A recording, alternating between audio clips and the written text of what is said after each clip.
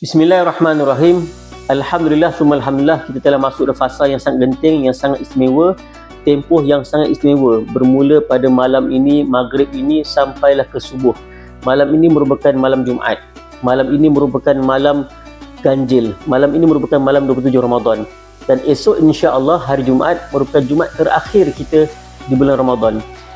Kebanyakan ulama mengatakan bahawa Ramadan ataupun 27 Ramadan merupakan malam Al-Qadar, dan ramai juga ulama mengatakan bahawa 27 Ramadan itu jika jatuh pada Khamis malam Jumaat, maka insya-Allah itulah malam Al-Qadar. Jadi malam Al-Qadar ini merupakan malam yang lebih dari 1000 bulan, malam yang sangat istimewa, yang sangat luar biasa pahalanya jika kita beramal, kita beribadah pada waktu tersebut.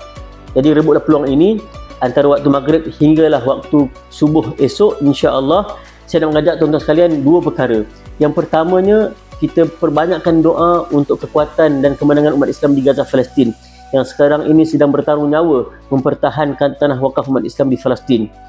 Yang kedua, kita perbanyakkan sumbangan, infak kita, sedekah kita, wakaf kita kepada bumi Palestin.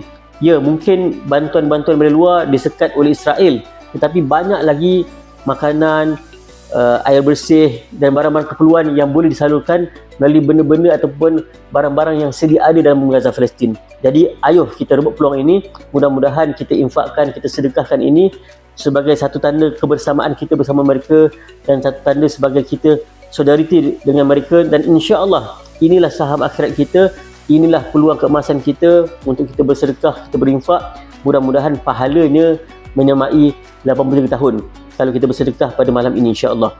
Dan anggaplah sedekah inilah sebagai saham akhirat kita, sebagai perjuangan kita, sebagai tanda kita bersama dengan mereka. Dan ingat tuan-tuan sekalian, kita bantu Gaza bukan sekadar sedekah, bukan sekadar derma, tetapi inilah bukti keimanan kita dan kasih sayang kita bersama dengan mereka. Teruskan menyumbang, teruskan berinfak, dan teruskanlah kita kejar fadilat malam Al-Qadar ini. Mudah-mudahan saya dan tuan-tuan sekalian kita akan mendapat pahala malam Al-Qadar dengan segala kelebihannya, dengan kita berinfak kepada saudara mara kita yang sedang berjuang mewakili kita di bumi Gaza, Palestin. Teruskan menyumbang, teruskan berdoa, dan teruskan sama-sama kita sebarluaskan tentang isu Palestin ini. Allahu Akbar walillahil hamd.